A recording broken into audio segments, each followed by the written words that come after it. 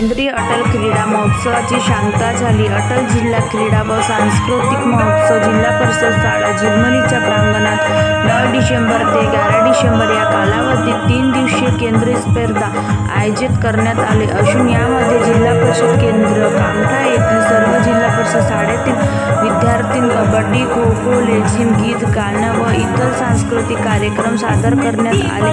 या कार्यक्रमात शालेय समितीला ग्रामपंचायत झिलमिली गावातील नागरिकांनी मिळून खूप प्रयत्न केले आणि महोत्सव कार्यक्रम पाहण्यासाठी आलेल्या जिल्हा परिषद केंद्र कामठा येथील सर्व शाळेतील विद्यार्थी व शिक्षक व नागरिकांसाठी भोजनाची व्यवस्थाही करण्यात आली.